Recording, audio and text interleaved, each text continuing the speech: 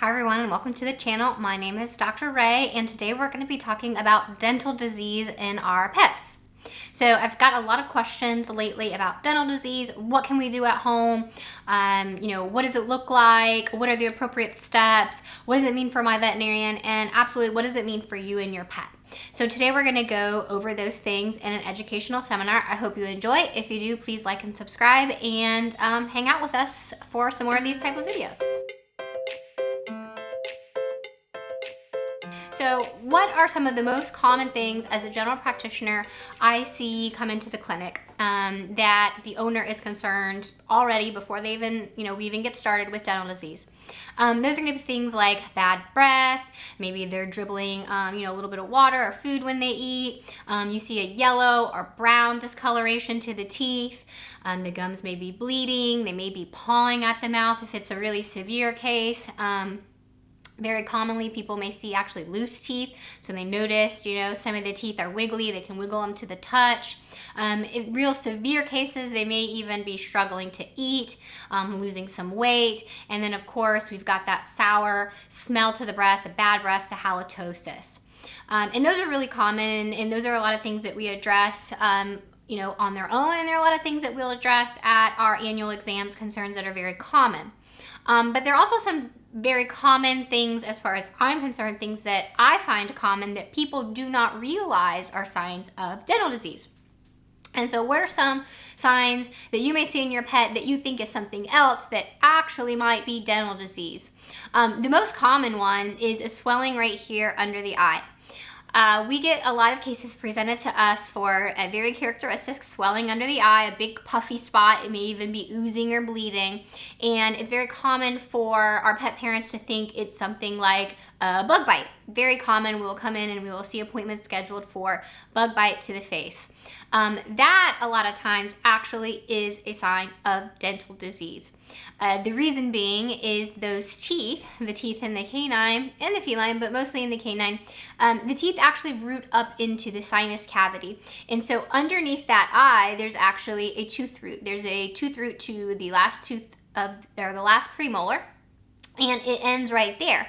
And when there becomes an abscess at the end of that tooth root, they will actually get a swelling and an abscess that will rupture underneath the eye. And so if you see that in your pet, definitely bring them in. Do not just assume that it is a bug bite. We'll have a lot of people put that off for several days because they think that that's the case and they're just giving some Benadryl and things like that, assuming that it'll go away when it's actually a pretty bad infection. And probably quite uncomfortable. So if you see that swelling or soreness under the eye, especially if they're squinting or it's kind of unilateral like that, definitely bring them in. It is a very common, as far as we are concerned as veterinarians, sign of dental disease that may be not something that you guys are kind of picking up on. Reverse sneezing is the other thing. So a reverse sneeze in a pet is exactly that. I will do a little bit of a demonstration here, so you can hold your applause to the end. Basically, in a human, when we sneeze, it's air is going out. A reverse sneeze, and you can definitely find videos of this on YouTube all over the place though. A reverse sneeze is when your pet is sucking air in. A lot of people think that it is an asthma attack or respiratory distress, and you can actually see the cheeks and the mouth failing, and it's kind of like this. And they're sucking air in. It is the opposite of a sneeze. They're not pushing air out forcefully, they're sucking air in forcefully. And that's because they have a tickle in the back of their throat and they've got some postnasal drip or drainage. And so they're trying to alleviate that.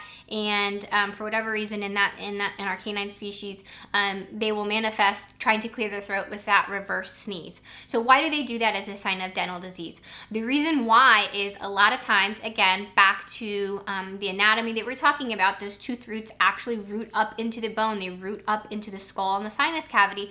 When those become diseased or they're mobile, they form a communication from the mouth up into the sinus cavity. And so if you have fluid going from your mouth into your sinus cavity and then then traveling down the back of your throat, that's kind of the thing. That's kind of the thing that animals do to try to clear that. And so reverse sneezing, one of the very first things people want to do is think it's allergies, and so they want, again, to give antihistamines. If you haven't checked out my allergy video, you can see why maybe that's not the case. But that's a sign of dental disease, and that has to be addressed in a very specific manner. It needs to be addressed by addressing the underlying dental disease that is occurring, and hopefully we've caught it early enough that the sinus cavity is not severely damaged or inflamed, and we can stop that reverse sneezing. On those same lines, the other thing that you may notice is bubbles from the nose. And so a lot of times during our physical exam, come in for reverse sneezing or something like that, we'll press on the nostrils and we'll see some of that discharge or bubbles. Again, that's a sinus inflammation, sinus draining from most likely infection in the tooth roots. So those are some uncommon things that you may be noticing in your pet that may actually be signs of occurring dental disease. Now, what is one thing that I don't want you guys to do, and I want to touch base on this because I hear this a lot. In this channel, we do talk a lot about diet and nutrition, and a lot of you ask me for videos of things you can do at home to help your pets with dental disease. The number one thing I do not want you to do, and the thing that I hear a lot that brings me a lot of sadness in the exam room, is the pets have really bad dental disease, so I stopped feeding them hard kibble, and I started feeding them some sort of a mush or soft food or rice or something like that because their teeth were really painful. And so, in order to treat that, we went ahead and we just started feeding them soft food. That is 100% not the answer. That's 100% not what we want as veterinarians for you to do. So think of it kind of, like about ourselves when we have dental disease. If we have a dental disease and we have a toothache and we have a toothache that's so bad that we can't eat, the solution isn't say, okay, Dr. Ray, you just go on a liquid diet, and you'll be fine. You just, from now on, you just eat liquids. No, that's not the answer. The answer is we get in, we take care of the work that needs to be done, and then, the disease is corrected, the disease is fixed, and then they can continue to eat their own diet. I have had pets come in that the mouth has been put off for so long and the disease is so severe that they have no teeth when they leave. Those dogs lead a much happier life and a much more healthier life when there's not disease and not decay and not circulating infection, and they can still eat hard food. So if you think about it, kibbles are very small. A lot of times, they're little mini chunks. They're already swallowable size. Our animals aren't cutting them into bite-sized pieces, and a lot of these guys swallow their food whole. We see that a lot of times, in vomiting cases, the food's, whole pieces, they're not chewed. And so the solution to, your pet not eating because you think there's pain in the mouth is not to switch the diet to soft food. It's to get in and get the work done that needs to be done. And yes, okay, sometimes you have to do that for a short period of time, but definitely don't let that be something where you've been doing that for months or even years because you think there's no solution. There's absolutely solutions that you should talk to with your veterinarian. And that segues into why it's important, more than just them not eating, more than just the dirty looking teeth, more than just the bad breath that's there. It's because dental disease in our pet patients is very different than dental disease in our human patients. So in our human patients, and again, I'm not a human dentist, and so if there's any human dentists out there and I'm way off base, please leave a comment and we'll be sure to pin it. But in humans, a lot of the time, the dental disease has to do with the enamel of the tooth. It has to do with cavities. So we get an enamel problem, a cavity is formed, and that cavity, if you let it go long enough, will actually erode into your root or your pulp canal, and then that's when you have to have a root canal done. But if you catch it early and it's just a cavity and enamel damage, they can do fillings and things like that, and they can preserve the tooth. Unfortunately, in our canine and feline patients, dental disease is more synonymous with bone disease. And so if you look at this picture here on this slide, this is a lower jaw of a canine patient. And these are the premolars there in the lower jaw. As you can see, the tooth itself, so the crown of the tooth and even the root of the tooth, looks perfectly fine. If we were to take that tooth out and set it and let it dry and put it right next to a healthy tooth, you probably wouldn't be able to tell the difference. The tooth, the enamel, is perfectly fine. But where the problem is this big black halo. That's a giant abscess. And you can see it's black like that because the bone has eroded away from the tooth. And so that's where the disease is. The disease is actually not in the tooth, but it's in the jaw. And so bone disease in our canine, So dental disease in our canine and feline patients is actually bone disease. And so if you think about that, bone disease is a very serious condition, okay? It's circulating a lot of infection from your bone into your body. It can affect different organs. So it's more than just a tooth problem. It's actually systemic disease and it's bone disease. So I think it's very important that we put the correct emphasis on the importance way beyond cosmesis and things like that. It actually is a systemic disorder that can be a long-withstanding health implication to your pet. And so that brings me to another important thing I wanted to make sure that I shared with you, and that's the importance of dental x-rays in our patients. When I started practicing, 15 years ago now, dental x-rays in our patients was very few and far between. It didn't happen. But through the years, it has actually become quite the standard of care in our patients. And the reason why is what we just talked about. A lot of the disease is occurring below the surface. And so think of it like an iceberg. The top of the tooth, the crown is fine, but if we don't get those dental x-rays done, we can't identify that bone disease before it becomes a huge problem, before it becomes that giant abscess that's popping out there, beneath the eye on a very important holiday or Mother's Day or Christmas or whatever, in a super inconvenient time because we didn't know that it was occurring. Dental x-rays allow us to locate that abscess and locate those problems way before they become a medical emergency and take care of them. And you can't do that by just looking at the crown. You absolutely cannot, because the crown of the tooth will be perfect. It's the disease that's occurring underneath. And so that's why intraoral radiographs have really become the standard of care, honestly, the standard of care in veterinary medicine.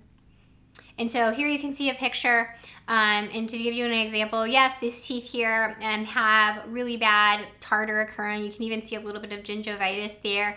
But underneath all those teeth, there's an opportunity for there to be an abscess. So many of these teeth are multi-rooted teeth. The canine is a big tooth that has a very, very large root that actually roots up behind that second premolar.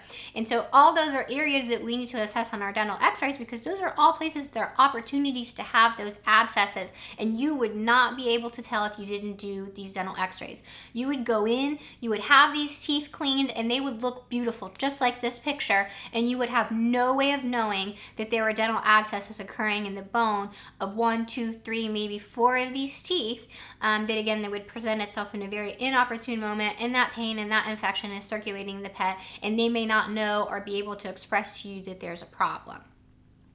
That does bring me to a subject that I think definitely warrants discussion here, and that is anesthesia-free dentistry. I get asked about anesthesia-free dentistry all the time by clients. I've had a couple people ask me about it on here.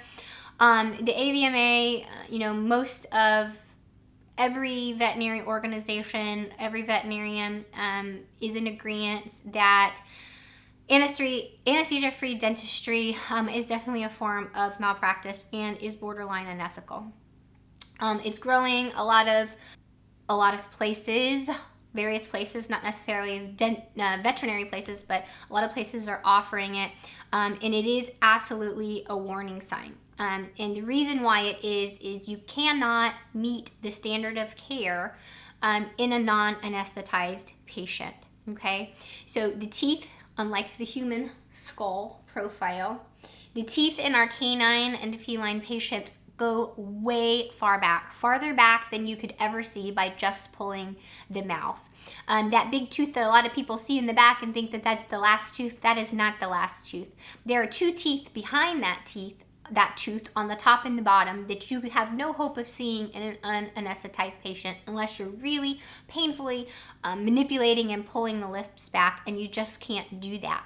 We also talked about intraoral x-rays to check for that bone disease, which is really what dental disease is in our patients and why we are doing these things, not just for the cosmesis of the smell and the discoloration, but we really want to make sure that our pets are healthy. And you can't do that without dental x-rays, and you can't do dental x-rays, which are done just like they are in people. We put the cone like this, all the way around. That can't be done in a pet that is not sedated, because there's a plate that goes in the mouth, and we don't want our patients chewing on, dental radiology plates. And so, those things cannot be done. The standard of care cannot be met. The other thing is sedation-free dentistry is extremely stressful to pets, okay? So they don't like the sound of the scaler. It's very scary. It's very scary to a lot of human people, right? Dentistry is a very scary thing for a lot of humans. But they've got to be held down. They've got to be restrained.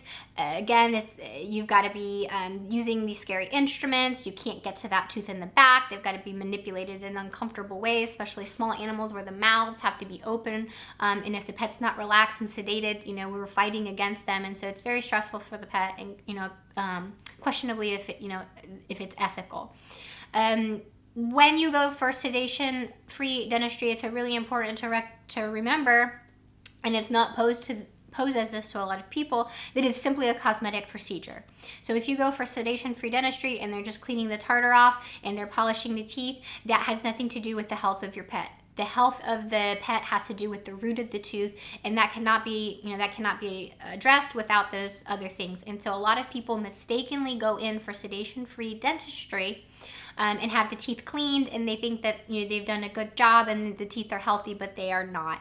You cannot get the insides of the teeth without sedation-free dentistry. So you've got an outside of the tooth, which is commonly what gets done. Then you have an inside of the tooth, and then you've got the bottom surface of the tooth.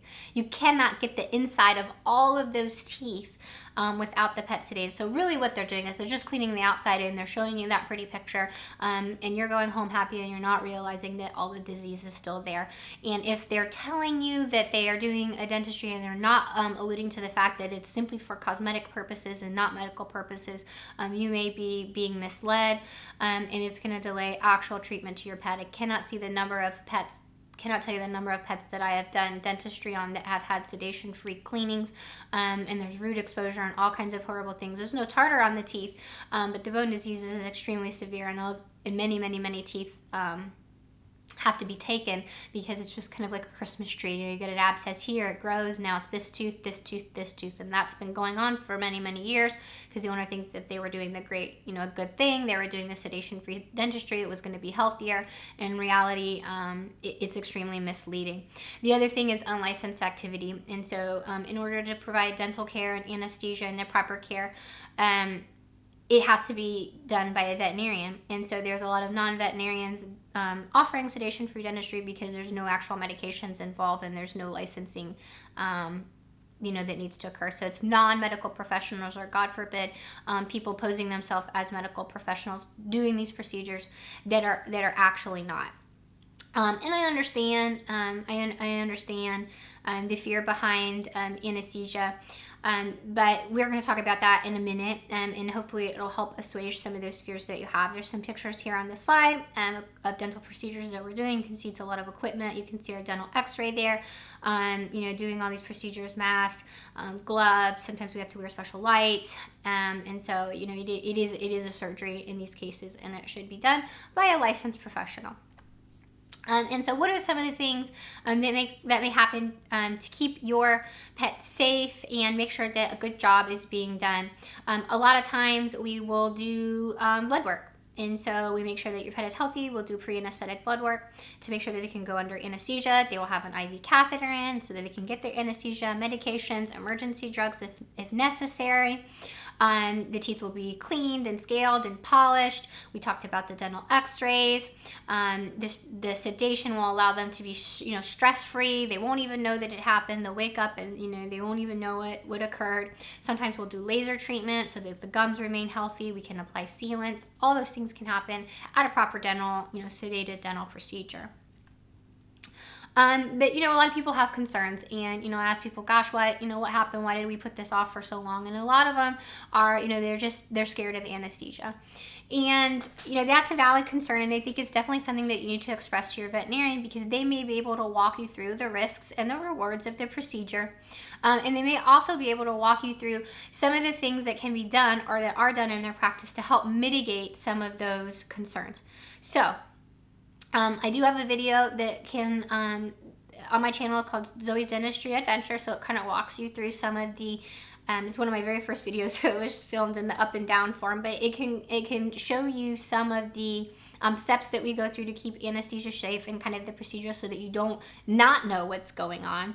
But you know, did we do the pre-anesthetic blood work? If your pet had a heart murmur or something like that, did we do the cardiac workup before the procedure? Does your veterinary office have a dedicated technician or even a licensed technician, like you can see in here in this picture, our licensed vet tech? Sarah is doing some dental cleaning while I monitor the anesthesia. So do you have a dedicated nurse? Do you have a qualified, trained nurse for that? Do you have equipment for monitoring? You know, do we have, you know, are we using really high quality anesthetics? Are we using, you know, potentially reversible anesthetics? Are we utilizing blocks, nerve blocks, to keep the anesthetic protocols low? And so those are all things that you need to discuss with your veterinarian, because they may have things that answer all your questions and assuage a lot of your fears, because dental disease is a health concern. And a lot of times the disease of dental disease far outweighs the risks of anesthetics. So definitely encourage you to talk to your veterinarian about any concerns you have before you dismiss it completely, or you scare yourself out of a potentially beneficial procedure.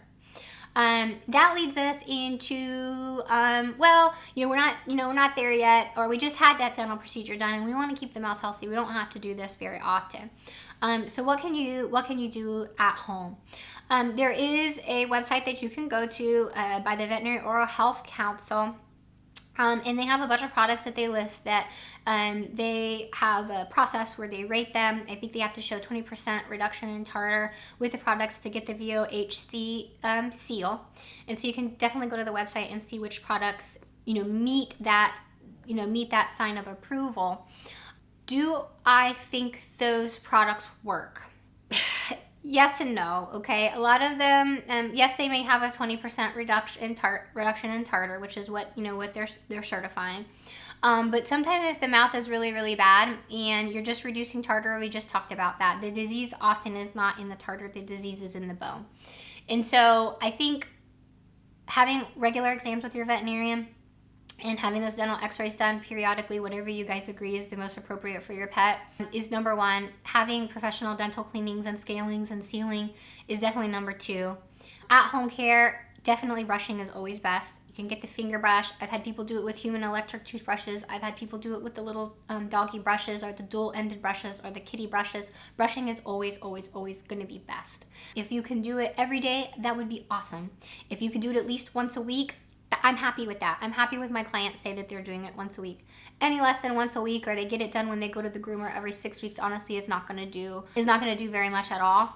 And so brushing, always best. These dental treats and dental chews, yes, they may help a little bit, but I think they're more of a treat and they're more of a fun thing to do, and they may be a healthy, fun treat that's better than just giving, milk bone. Maybe there is a little bit of benefit there. But all in all, I think that the water additives can help keep some of the bacteria down if you have a pet just with gingivitis.